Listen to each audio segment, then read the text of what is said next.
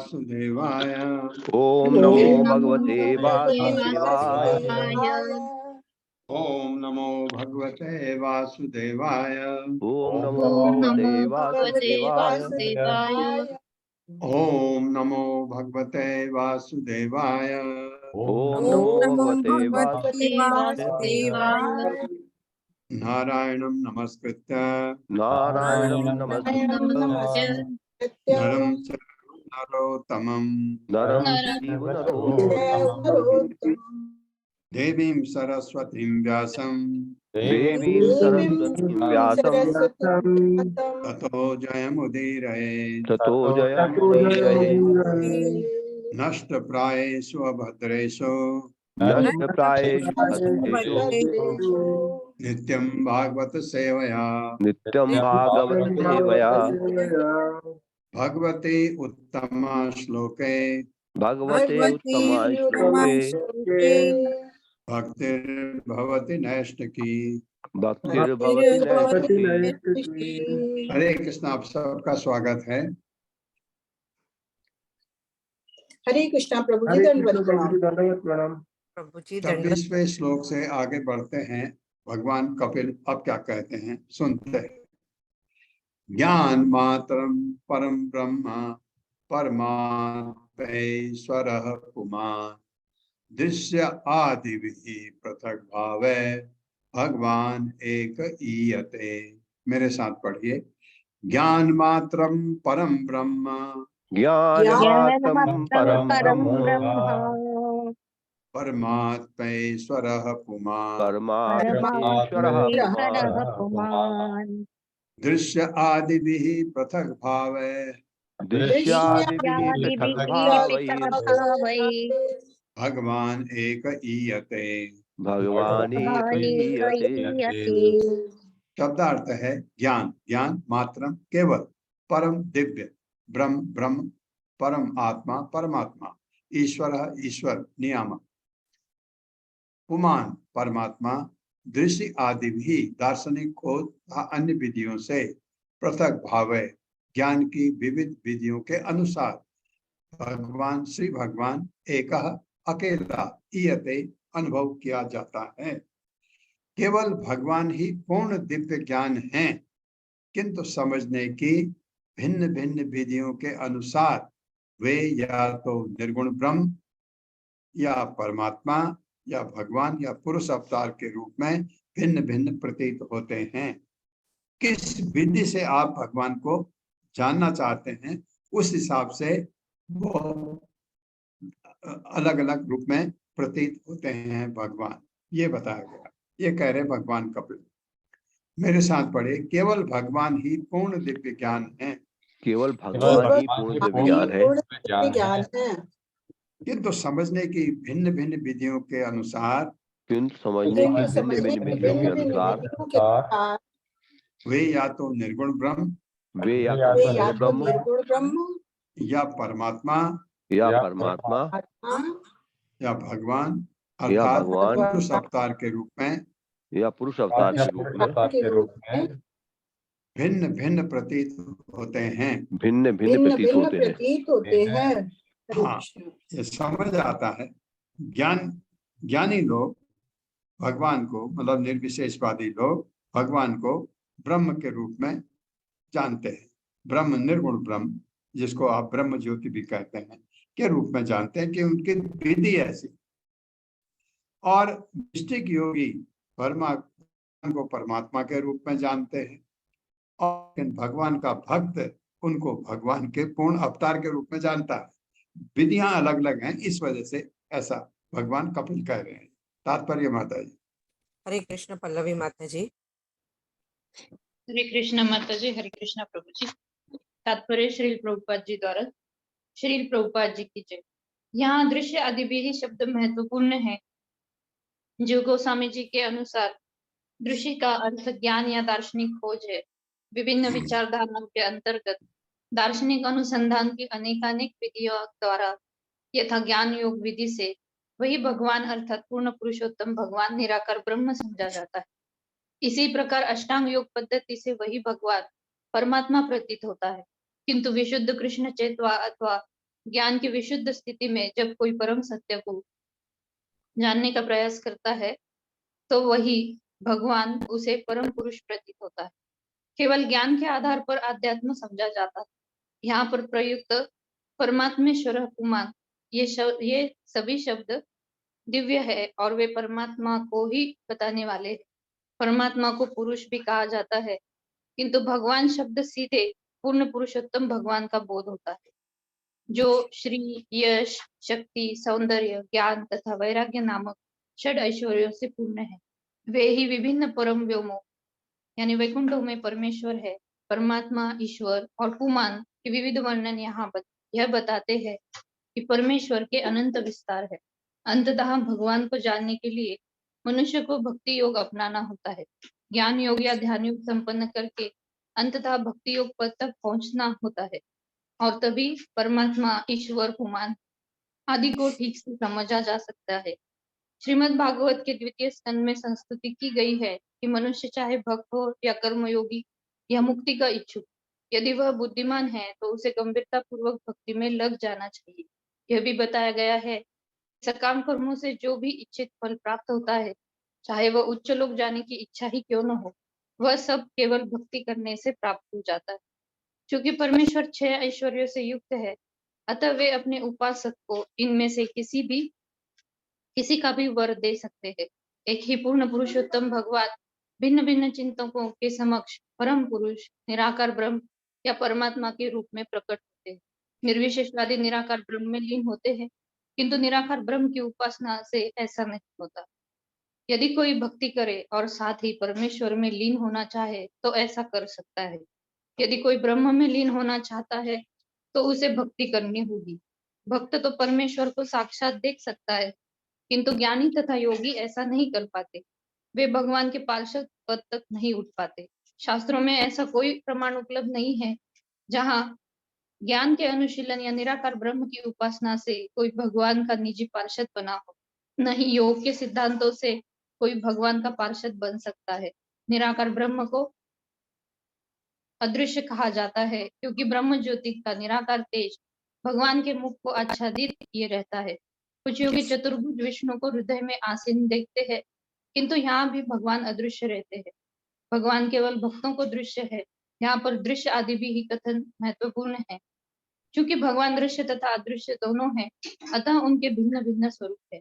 विष्णु पुराण में इस तथ्य की सुंदर व्याख्या हुई है। भगवान का विराट रूप तथा भगवान का निराकार ब्रह्म तेज अदृश्य होने के कारण निम्नतर रूप है। विराट रूप की कल्पना भौतिक है और निराकार ब्रह्म की कल्पना आध्यात्मिक है, किंतु सर्वोच्च आध्यात्मिक अनुभूति तो पुरुषोत्तम भगवान है। विष्णु पुराण का कथन है, विष्णु ब्रह्म स्वरूपेण स्वयं एव व्यवस्थितः। ब्रह्म का असली रूप विष्णु है अथवा विष्णु ही पर ब्रह्म है। स्वयं एव उनका सगुण रूप है।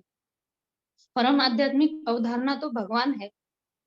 इसकी पुष्टि भगवत गीता में हुई है, यद गत्वा न निवर्तन्ते तद धाम परमम मम। परमम मम कहलाने वाला धाम ही वह स्थान है जिसे यदि कोई एक बार प्राप्त कर ले तो वहां से इस कष्टप्रद जीवन में फिर नहीं लौटता। हर स्थान, हर आकाश तथा हर वस्तु विष्णु की है, किंतु जिस स्थान में वे स्वयं रहते हैं वह तद्धाम परमम, उनका परम धाम है। मनुष्य को अपना गंतव्य भगवान का परम धाम बनाना चाहिए। हरे कृष्ण। प्रभुपाद कहते हैं परम धाम अगर भगवान कहते हैं यद गत्वा न निवर्तन्ते तद्धाम परमम मम, वही मेरा धाम है, मैं वहां रहता हूँ जहां जाने के बाद कोई लौटता नहीं है। तो भक्त वहीं, प्रभुपाद कह रहे हैं वहीं करना चाहिए। भक्ति करके गंतव्य वहीं उसी को बनाना चाहिए जहां भगवान रहते हैं। अब क्या परमात्मा या ब्रह्म जो बात कही है, क्योंकि जैसा आप देखते हैं कि ब्रह्म को या ब्रह्म ज्योति को अपना लक्ष्य बनाते हैं, उसमें लीन होना चाहते हैं, वहां तक अगर आप पहुंचते हैं तो भगवान दिखते नहीं। क्यों? ईशोपनिषद में कहा है कि भगवान आप इस ब्रह्म ज्योति को हटाइए ताकि मैं अपने आपके मुखमंडल को देख सकूं। तो जब ब्रह्म ज्योति की वजह से भगवान दिखते नहीं हैं, लेकिन वो भगवान का भक्त उसको पार करता है। एक बहुत अच्छी चीज प्रभुपाद ने इसमें लिखी है, अगर आप स्वर्ग भी जाना चाहते हैं तो भगवान की जब आप भक्ति करते हैं उससे भी आप जा सकते हैं। आपने भक्ति किया जैसे भगवत गीता में 6 या 5वें अध्याय में दिया गया है। जब अर्जुन पूछते हैं उस योगी का क्या जिसका योग भ्रष्ट हो गया हो, बहुत अच्छा प्रश्न अर्जुन ने पूछा।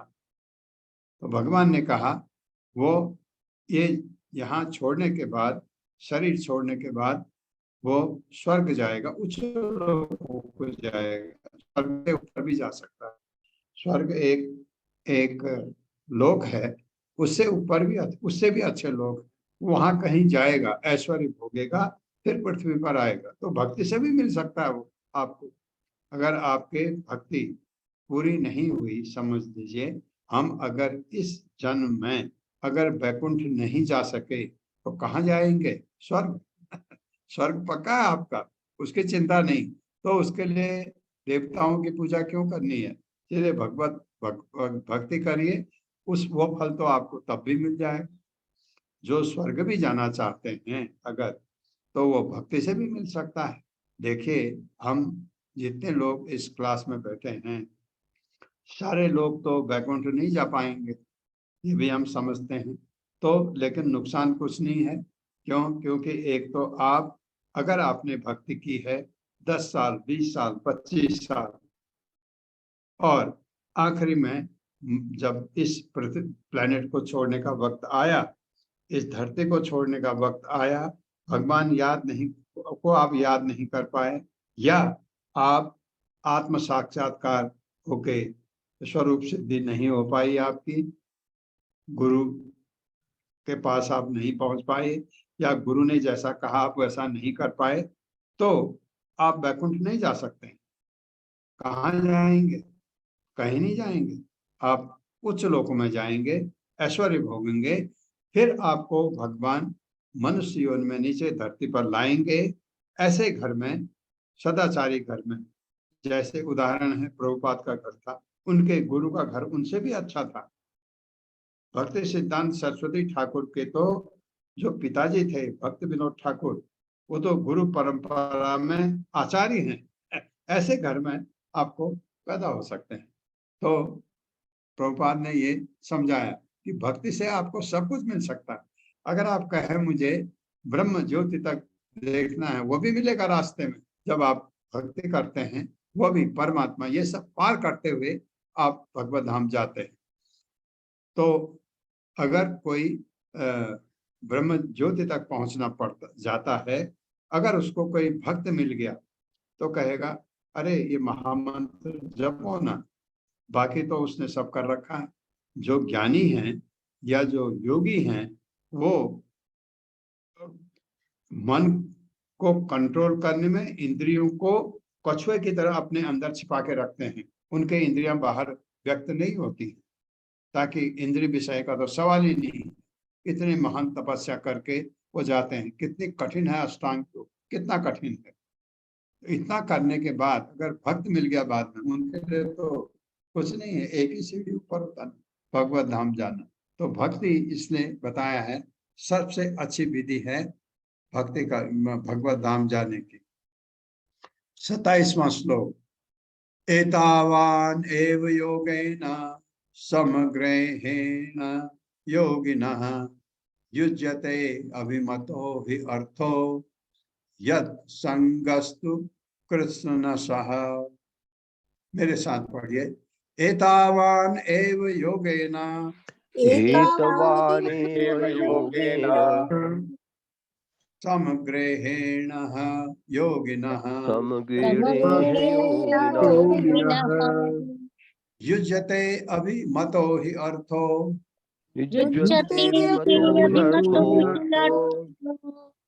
यत् संगस्तु कृष्णशः।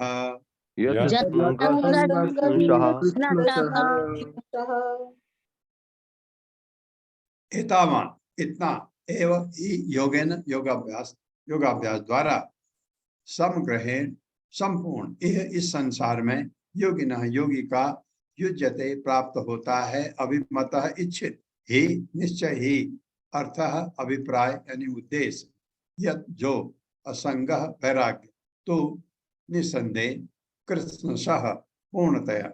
समस्त योगियों के लिए सबसे बड़ी सूझबूझ तो पदार्थ से पूर्ण विरक्ति है। ये भले ही वो ज्ञानी हो, योगी हो, या भक्त योगी हो, या भक्त हो, उन सबसे इंपॉर्टेंट सूझबूझ क्या है? पदार्थ से पूर्ण विरक्ति। अगर हम मरते समय, इस देह को छोड़ते समय, अगर हमें पूर्ण विरक्ति नहीं है, हम वैकुंठ के लायक तो हैं ही नहीं। आप कितना भी ये कर लो, हाँ, लेकिन भगवान ने आपको कंसेशन दिया। अगर आप भगवान को याद कर सकें उस समय, तो आप जा सकते हैं, जिसे योग के विभिन्न प्रकारों द्वारा प्राप्त किया जा सकता है। विभिन्न प्रकारों द्वारा हम क्या किससे करते हैं? हरे कृष्ण कृष्ण कृष्ण हरे हरे, हरे राम राम राम हरे। इस मंत्र के द्वारा एक से, और हम और क्या करते हैं? हम सुनते भी हैं। श्रवणम सबसे महान पहला बताया गया। हम सुनते हैं, भगवत गीता को सुनते हैं, भागवतम को सुनते हैं। आप लोग पढ़ते हैं, कुछ लोग पढ़ते हैं, बाकी हम इस क्लास में सुनते हैं। तो सुनना सबसे भगवान के बारे में, भगवान की कथा के बारे में, उनके बारे में सुनना सबसे पहला सोपान बताया जाता है। सुनते हैं और हम कीर्तन करते हैं, हरे कृष्ण महामंत्र का जप करते हैं। और हम कभी कभी संकीर्तना यज्ञ में भी पार्टिसिपेट करते हैं। अगर आप जैसे रथ यात्रा होती है, अवश्य जाइए, भगवान का रथ को खींचिए, वहां पर संकीर्तना यज्ञ भी होता है। आपने देखा हो, आगे हरे कृष्ण महामंत्र गाते हुए चलते हैं। क्या है वो? संकीर्तना यज्ञ। जहां जहां होगा वहां वहां कल्याण होगा, क्योंकि ये भगवान चैतन्य महाप्रभु ने कहा है, संकीर्तना यज्ञ ही हमारे कलयुग में यज्ञ है। वो अग्नि में आहुति देने वाला ओम स्वाहा, उसका कोई मतलब नहीं है। वो समय का बर्बादी, पैसे की बर्बादी, उसका कोई कुछ निकलने वाला नहीं है। क्यों? क्योंकि वो शुद्ध हो ही नहीं सकता। और जो हरे कृष्ण महामंत्र आप जपते हैं, ये शुद्ध, ये आध्यात्मिक मंत्र है, ये भौतिक नहीं है। ये मेरे साथ पढ़ लिया ना? नहीं प्रभु जी, पढ़े नहीं प्रभु जी। नहीं समस्त योगियों के लिए, समस्त योगियों के लिए सबसे बड़ी सूझबूझ तो सबसे बड़ी सूझबूझ पदार्थ से पूर्ण विरक्ति है, पदार्थ से पूर्ण विरक्ति है, जिसे योग के विभिन्न प्रकारों द्वारा जिसे योग के विभिन्न प्रकारों द्वारा प्राप्त किया जा सकता है। प्राप्त किया जा सकता है।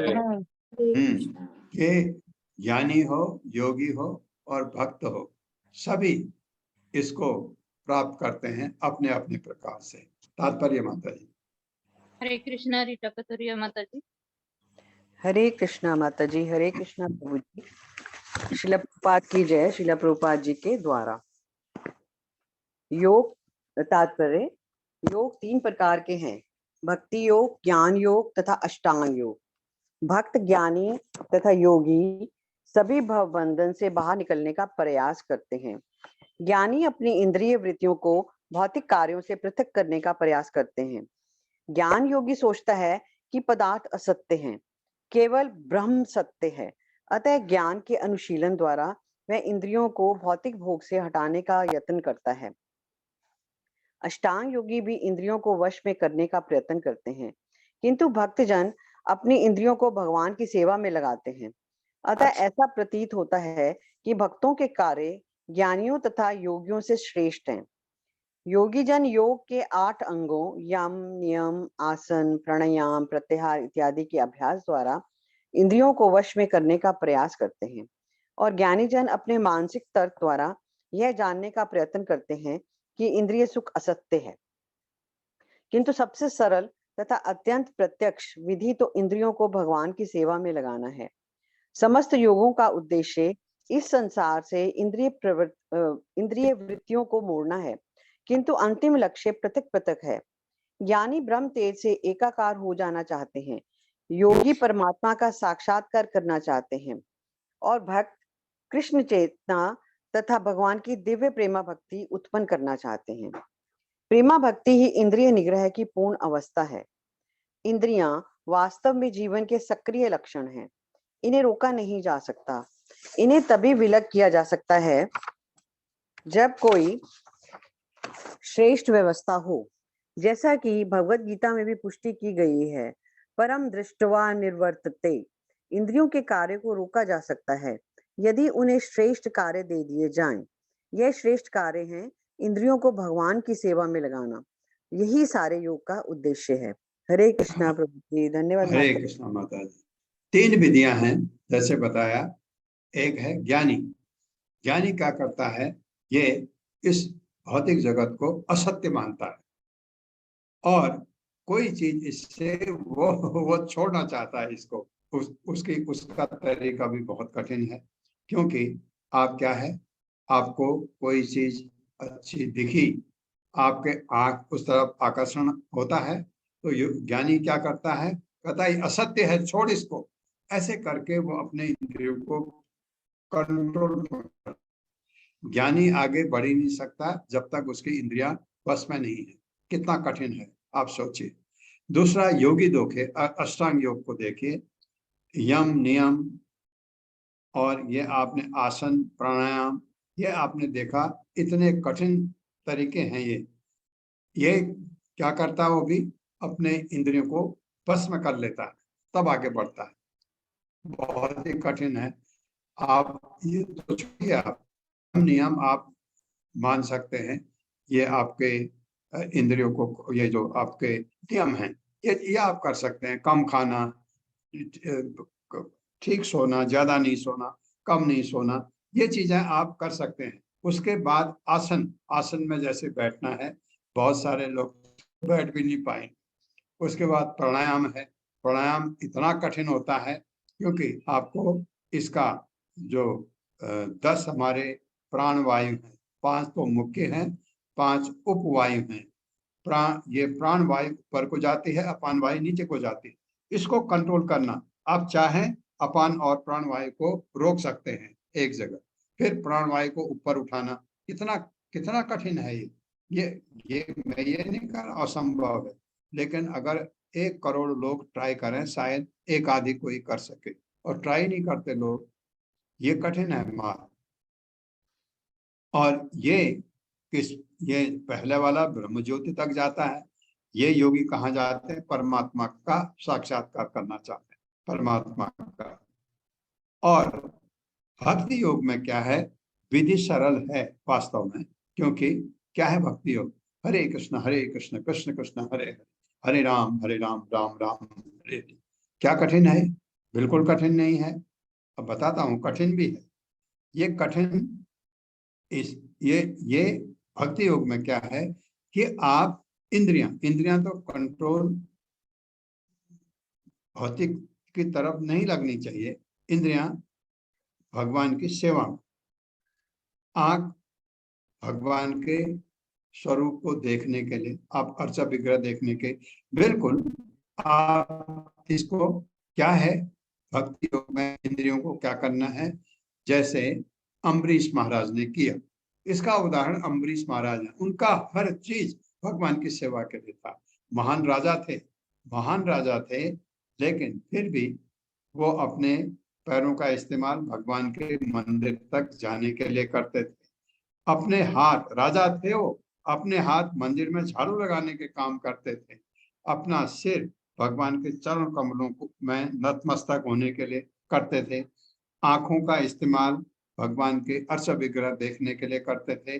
नाक का इस्तेमाल भगवान के चरणों पर चढ़े हुए फूल और ये आपके तुलसी को सूंघने में लगाते थे।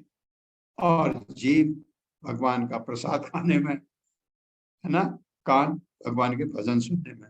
अब बताओ, सारे इंद्रियां उस तरफ लग जाती हैं, जिसके लग जाती हैं वो भक्ति योग में भगवत धाम बहुत जल्दी जा सकता है। तो भक्ति में कि इंद्रियों को भगवान की सेवा में लगाना, बस। लेकिन इतना सरल नहीं है ये। कहाँ सरल नहीं है, ये भी आपने लगा दिया। और महामंत्र का जब आप जप करते हैं तो आपका मन बाहर नहीं जाना चाहिए, मन आपका मंत्र में ही रहना चाहिए। और प्रभुपाद ने तरीका बताया कि कान से सुनो। आप बताइए, जो विदेश में जब उन्होंने अमेरिका में ये शुरू किया, वो लोग तो क्रिश्चियन थे, उन लोगों को तो भगवान के बारे में भी नहीं पता था। गॉड जानते थे, भगवान कृष्ण के बारे में नहीं पता था, भगवत गीता या भागवतम का बारे में कुछ नहीं पता था। कितना कठिन रहा होगा प्रभुपाद के लिए उनको समझाना। उन्होंने जब प्रभुपाद को उन्होंने मान लिया कि यही एक है जिससे हम कुछ समझ सकते हैं, तो प्रभुपाद ने को उन्होंने कहा कि प्रभु, ये मन तो बाहर चला जाता है, ये मन बाहर क्या चला जाता है। प्रभुपाद ने कहा, अर्जुन क्या कह रहा है भगवत गीता में, अर्जुन कह रहा है कठिन है। भगवान ने क्या कहा है, अभ्यासेन कौन्तेय वैराग्येण च गृह्यते। भगवान ने कहा, माना, असंशयम महाबाहो, कठिन है, मनो दुर्निग्रहम चलम, ये दुर्निग्रह है, मुश्किल है कंट्रोल करना, क्योंकि ये चलायमान है मन। तो फिर क्या भगवान ने कहा, अभ्यास है न कौनते वैराग्येण से गृह्यते, ये प्रभुपाद ने कहा। तो ठीक, तुमको मैं एक चीज और बताता हूँ, तुम जब मुंह से बोलते हो कान से सुना करो। कान भी शुद्ध होगा, मुंह भी, जीभ भी शुद्ध हो गई, और आपका मन भी शुद्ध हो गया जो यहाँ लगा हुआ है। ऐसे कठिन है ले ये, और अपने इंद्रियों को तो धीरे धीरे आप अभ्यास हो जाता है।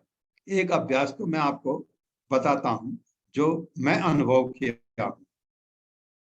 अभी पहले क्या होता था, कोई भी चीज आपके पसंद की होता है, आपके पसंद की चीजें होती है, किसी को रसगुल्ला पसंद है, किसी को खीर पसंद है, किसी को कुछ पसंद है, किसी को कुछ पसंद है, किसी को कुछ पसंद है, और बाहर अगर आपको दिखता है आपको खाने का मन करता है।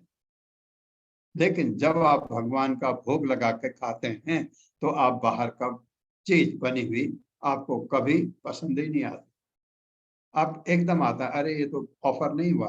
भगवान को अगर भोग नहीं लगा है, वो जो आप खाते हैं वो पाप खाते हैं, ये आपके समझ आने लगता है। फिर आपकी जीभ कंट्रोल में हो जाती है। जीभ कंट्रोल में हो गई, जिह्वा बेगम उदरो पस्त बेगम, तो आपका उदर, पेट भी आपका कंट्रोल में आ जाता है। अगर जीभ कंट्रोल कर दी, पेट के नीचे क्या है, हमारी जनेंद्रिया है, उनमें भी कंट्रोल आने लगता है। तो ये आपके नेक्टर ऑफ इंस्ट्रक्शन में हमने पढ़ा है, उपदेशामृत में पढ़ा है, तो ये चीज है।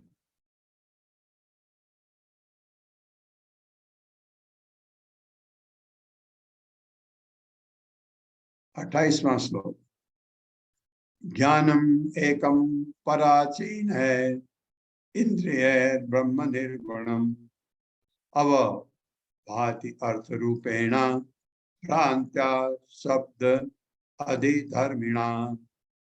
मेरे साथ, ज्ञानम एकम पराचीन है,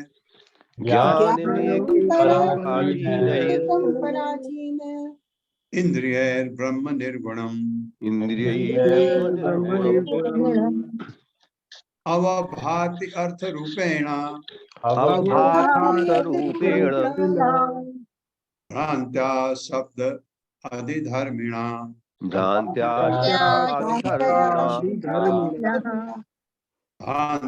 शब्द आदिधर्मिणा।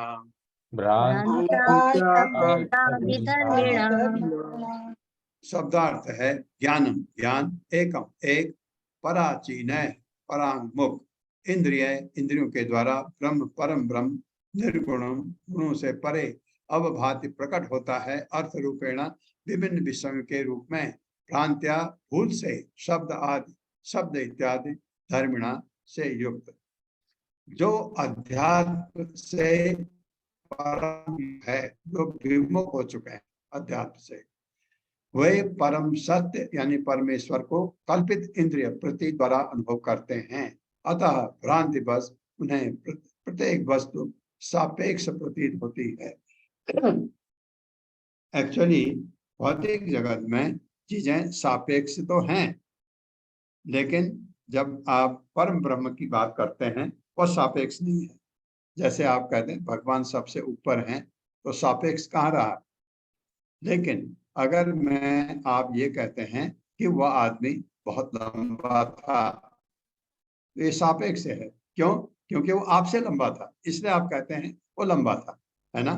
तो अगर कोई सबसे लंबा हो भौतिक जगत में, उसको आप सापेक्ष नहीं कहते, ये मतलब है। इसलिए हमको चीजें सापेक्ष में दिखती हैं। मेरे साथ पढ़िए, जो अध्यात्म से परांगमुख है, जो अध्यात्म है, वे परम सत्य यानी परमेश्वर को परमेश्वर को कल्पित इंद्रिय प्रति द्वारा अनुभव करते हैं। कल्पित इंद्रिय प्रतीत द्वारा अनुभव करते हैं। अतः भ्रांति बस उन्हें प्रत्येक वस्तु सापेक्ष प्रतीत होती है। सापेक्ष प्रतीत होती है। प्रतीत होती है। हाँ, एक महान विद्वान हमारे देश का, नाम नहीं ले रहा हूं, आप सब जानते हैं उनको, महान विद्वान, प्रकांड विद्वान, उन्होंने कहा, जब उन्होंने भगवत गीता पढ़ी, अपनी टीका भी लिख दी उसने। इतना मूर्ख आदमी। क्यों मूर्ख क्यों कह रहा हूं? क्योंकि वो अध्यात्म को नहीं जानता है। अगर आप केमिस्ट्री पढ़े हो, आप फिजिक्स में टीका लिखने लगो तो गलत है। इसलिए मैं कह रहा हूं मूर्ख। उसने क्या किया? उसने कहा हाँ, भगवत गीता पढ़ी, उसने कहा भगवान कृष्ण जो है, एक आदर्श पुरुष तो माने जा सकते हैं, लेकिन वो भगवान नहीं हो सकते, ऐसा बोला उसने। और टीका भी लिखी भगवत गीता में उस बेवकूफ ने। बहुत गंदा शब्द यूज कर रहा हूं उसके लिए। बहुत महान प्रकांड विद्वान थे वो हमारे देश के, ये बोला उन्होंने। तो ये गलती महात्मा गांधी ने भी की। महात्मा गांधी एक ऐसे पुरुष पैदा हुए इस धरती पर जैसा कई सदियों तक ऐसा पुरुष पैदा हो, आदमी आप मान नहीं सकते। मैं ये नहीं, सारे विश्व के लोग ये कहते हैं। अल्बर्ट आइंस्टाइन ने भी यही कहा कि लोग ये ताजुब करेंगे कि इस धरती पर ऐसा पुरुष पैदा हुआ है। अगर आप साबरमती आश्रम जाएंगे तो आइंस्टाइन का लिखा हुआ है वहां, चिपक देखा मैंने, वास्तव में था। लेकिन वो किसमें थे महात्मा गांधी? हालांकि पॉलिटिक्स में खुद तो नहीं आए, लेकिन उन्होंने आदमी वो पॉलिटिक्स में ही थे कि कहाँ कौन क्या बने, कौन क्या बने, इस चीज में ज्यादा थे, लेकिन भक्ति में भी थे। देखिए वैकुंठ गए, मरते समय हे राम आया उनके मुंह से, वैकुंठ गए, लेकिन वो भगवत गीता पर टीका नहीं लिख सकते, क्योंकि वो भगवान के जो शुद्ध भक्त नहीं है, भगवान का जो आचार्य नहीं है, उनमें 4 कमियां होती हैं। ये हमको आपने पढ़ा है, 4 कमियां। उनके जो इंद्रियां हैं परफेक्ट नहीं होती, उनको दूसरे को ठगने की चीटिंग प्रोपेंसिटी होती है, और वो बहुत इजीली भ्रमित हो जाते हैं। और क्या था? एक चार कमियां क्या हैं हम लोगों में? Incomplete senses. इनकम्प्लीट क्या? सेंसेस प्रभु जी। सेंसेस वो तो मैंने बोल दिया। हमारी इंद्रियां अपूर्ण होती है, हमें ठगने की प्रवृत्ति होती है, और हम भ्रमित हो जाते हैं। मिस्टेक, हाँ, very good. We are bound to commit mistakes. हमसे गलतियां हो जाती हैं। कोई ऐसा मिलेगा ही नहीं आपको जिसने गलती किया ही नहीं हो। मतलब ऐसे मिलेंगे आपको जो गलती नहीं करते हैं एक चीज में। जैसे कोई आपको मिलेगा वो गलती नहीं करता लिखने में, लेकिन अगर उससे 200 पेज लिखा दो तो कहीं ना कहीं थोड़ी गलती हो जाए, क्योंकि हम में ये कमियां हैं। आचार्य में, जो महान आचार्य हैं, उनमें ये चीज, ये आप कहो वेद अभ्यास, बिल्कुल नहीं, ये गलती हो ही नहीं सकती, क्योंकि वो इन चीजों से, 4 कमियों से ऊपर उठ जाते हैं। जब आप शुद्ध भक्त बन जाते हैं भगवान के, तो आप में ये कमियां हट जाती हैं। तो आप फिर आप टीका लिख सकते हैं। मैं अगर टीका लिखने लगूं, अगर मुझे सारा भागवतम भी याद है बाय हार्ट, तो भी गलती करूंगा, क्योंकि मैं ये 4 कमियां। अगर मैं शुद्ध भक्त हो जाऊं, अगर मैं प्रकृति के 3 गुणों को लांघ करके वैष्णव बन जाऊं और उससे भी आगे बढ़ूं, तो फिर अन्यथा नहीं। माता जी। हरे कृष्णा। शैला उपाध्याय माता जी।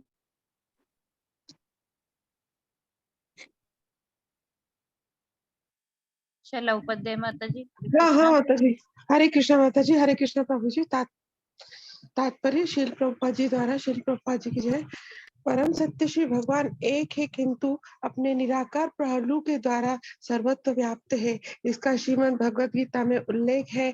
भगवान श्री कृष्ण कहते हैं कि जो भी अनुभव किया जाता है वह मेरी शक्ति का ही विस्तार है। प्रत्येक वस्तु उन्हीं पर आश्रित है, किंतु इसका अर्थ यह नहीं कि वे ही प्रत्येक वस्तु है। इंद्रियानुभूति यथा ढोल की आवाज की श्रुति भी की प्रतीति, सुंदर स्त्री के दृश्य की प्रतीति या जीव द्वारा दूध की बनी सुस्वादु वस्तुओं की स्वाद की प्रतीति, ये सब भिन्न भिन्न इंद्रियों से प्राप्त होती है, फलतः भिन्न भिन्न प्रकार से समझी जाती है। इसलिए इंद्रिय ज्ञान विभिन्न श्रेणियों में विभाजित है। यद्यपि सभी वस्तुएं परमेश्वर की शक्ति के प्राकट्य के रूप में एक ही है। इसी प्रकार अग्नि की शक्तियां उष्मा तथा प्रकाश है, और इन दोनों शक्तियों के द्वारा अग्नि विभिन्न रूपों में या विविध ऐन्द्रिक अनुभूति के रूप में प्रकट हो सकती है। मायावादी चिंतक इस विविधता को असत्य घोषित करते हैं, किंतु वैष्णव चिंतक विविध प्राकट्यों को असत्य नहीं मानते। वे इन्हें पूर्ण पुरुषोत्तम भगवान से अभिन्न मानते हैं, क्योंकि यह विविधता भगवान की विविध शक्तियों का प्रदर्शन ही है।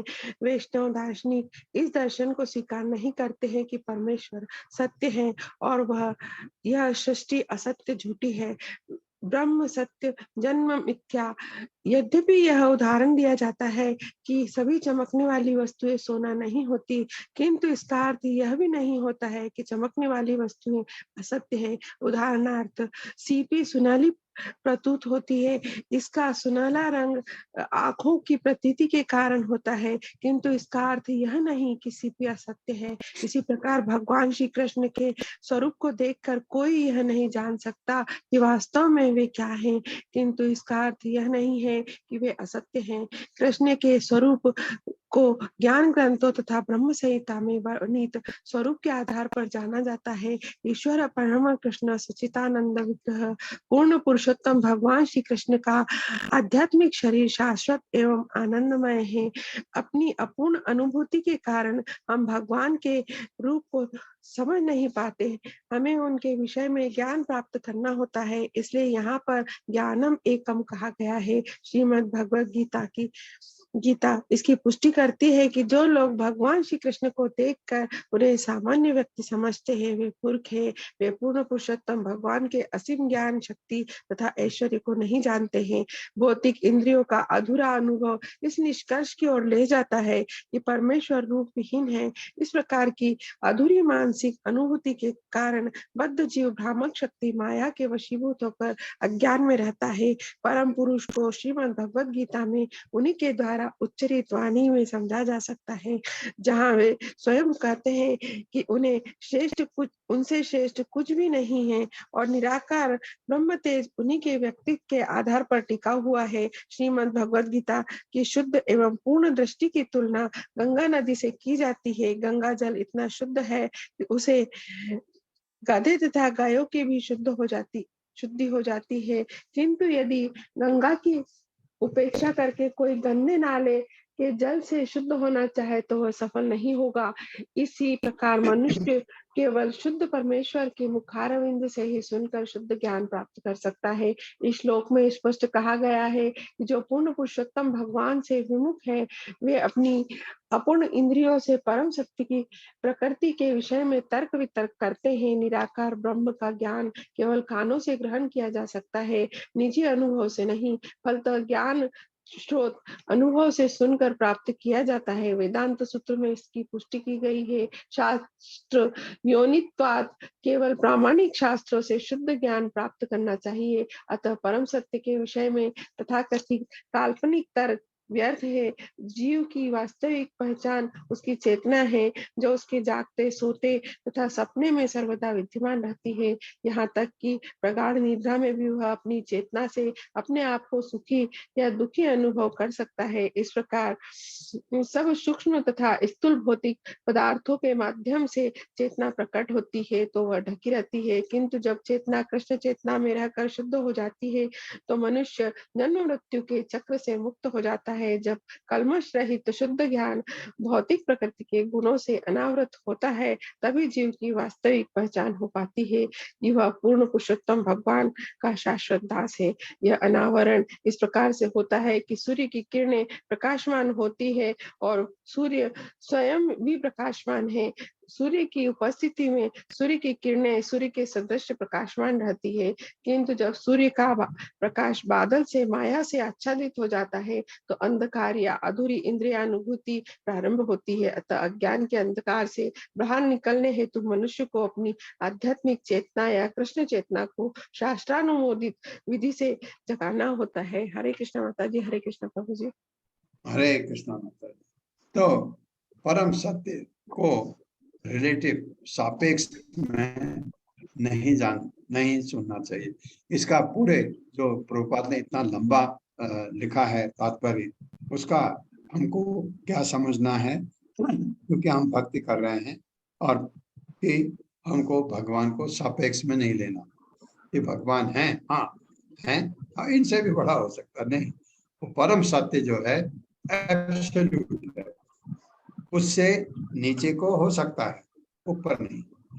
परम कृष्ण सच्चिदानंद विग्रह अनादि आदि गोविंद सब कारण, ये ब्रह्म संहिता कहते हैं। तो उनको सापेक्ष में लेना, इसलिए उन्होंने इतना समझाया। 29वां श्लोक। यथा महान अहम रूप त्रिवृत पंचदश स्वराट एकादश विदः तस्य वपुरंडम जगद्यतः वपुर अंडम जगत यतः, जगत यतः भी पढ़ सकते हैं। मेरे साथ पढ़िए। यथा महान अहम रूपः यथा महान अहम रूपः त्रिविध पंचविधः स्वराट त्रिविध पंचविधः स्वराट एकादश विदः तस्य एकादश विदः तस्य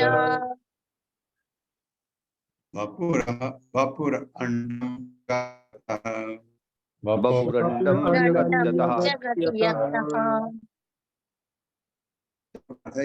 जिस तरह महान अहम रूप मिथ्या अहंकार प्रकृति के पंचविध पांच भौतिक तत्व स्वराट व्यष्टि चेतना एकादश विदः 11 इंद्रियां, उनमें मन भी डाल दिया 11 इंद्रियां, तस्य जीव की वपु शरीर अंडम ब्रह्मांड जगत विश्व यतः, जिससे मैंने महत्व तथा समग्र शक्ति से अहंकार तीनों गुण पांचों तत्व व्यष्टि चेतना 11 इंद्रियां तथा शरीर उत्पन्न किए हैं। भगवान कपिल कह रहे, ये मैंने ही किए।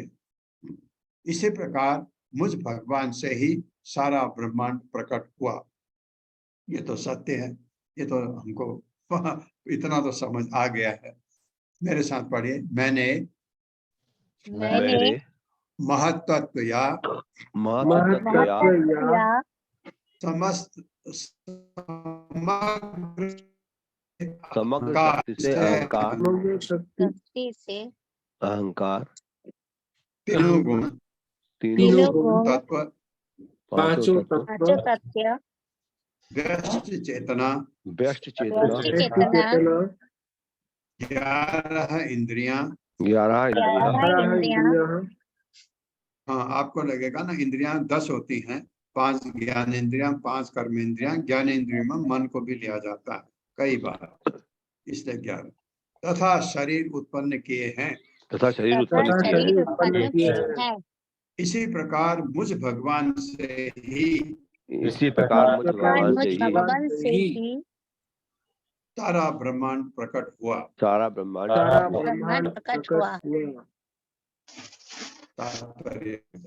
हरे कृष्णा अशोक प्रभु जी। हरे कृष्णा प्रभु जी। हरे कृष्णा माता जी। शील प्रभुपाद जी की जय। शील प्रभुपाद जी द्वारा तात्पर्य।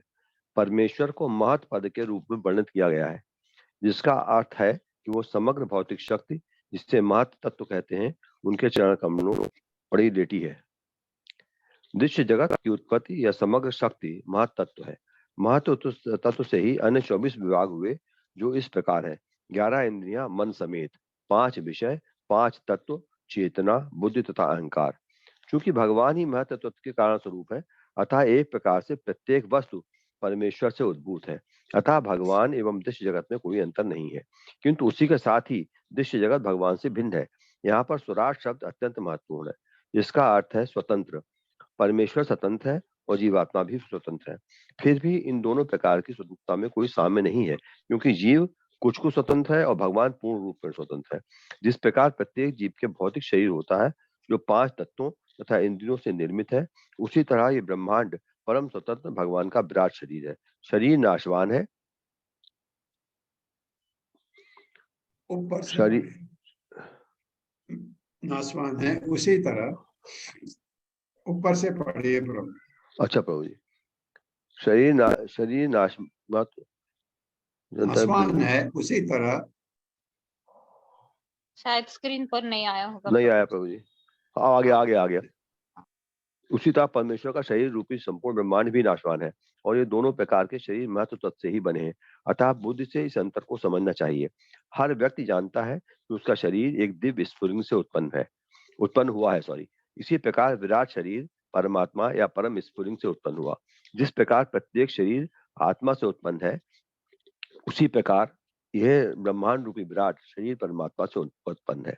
जिस प्रकार प्रत्येक आत्मा चेतना से युक्त है, उसी तरह परमात्मा भी है। इस प्रकार परमात्मा तथा आत्मा में साम होने पर भी आत्मा की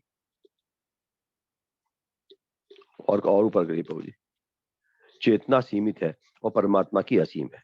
इसका वर्णन भगवद गीता 13.3 में इस प्रकार हुआ है: क्षेत्रज्ञम चापि माम विद्धि। परमात्मा प्रत्येक कर्म क्षेत्र में उपस्थित रहता है, जिस प्रकार की प्रत्येक शरीर में आत्मा रहता है। दोनों ही चेतन है। अंतर इतना ही है कि व्यष्टि आत्मा केवल व्यष्टि शरीर के प्रति चेतन है, जबकि परमात्मा समस्त शरीर के प्रति है। मैसेज आ गया पीछे प्रभु जी। हाँ, जबकि परमात्मा समस्त शरीरों के प्रति है। ये हमने पढ़ा है 13वें अध्याय में पढ़ा है। हरे कृष्ण प्रभु जी, हरे कृष्ण माता जी, धन्यवाद। हरे कृष्ण। क्षेत्रज्ञ हमारे शरीर को हमारी आत्मा जानती है, लेकिन हमारे अंदर परमात्मा भी है, जो इस शरीर को भी जानते हैं और आपके शरीर को भी जानते हैं, उसके शरीर को भी जानते हैं, उसके शरीर को भी जानते हैं। ये बताएं। एतद्वै शुद्धया भक्त्या योग अभ्यासेन नित्यशः समाहित आत्मा निःसंगो विरक्त्या परिपश्यति। मेरे साथ, एतद्वै शुद्धया भक्त्या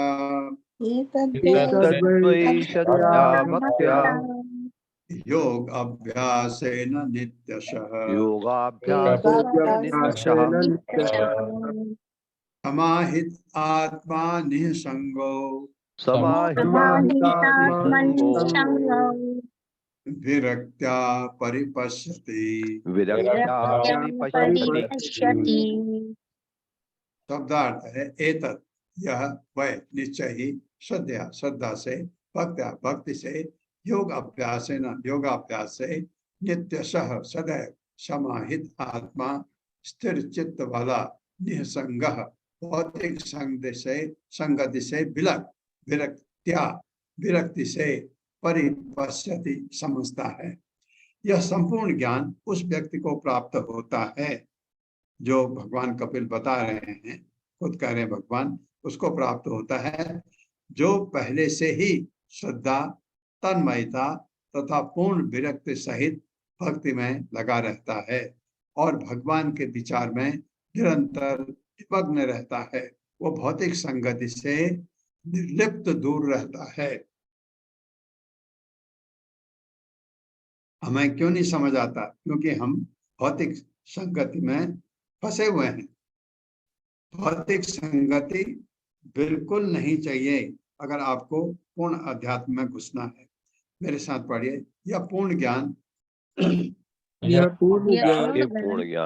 उस व्यक्ति को प्राप्त होता है उस व्यक्ति को व्यक्ति को प्राप्त होता है जो पहले से ही जो पहले से ही पहले से ही श्रद्धा, श्रद्धा, तन्मयता तन्मयता तथा पूर्ण विरक्ति सहित तथा विरक्ति सहित भक्ति में लगा रहता है भक्ति में लगा रहता है और भगवान के विचार में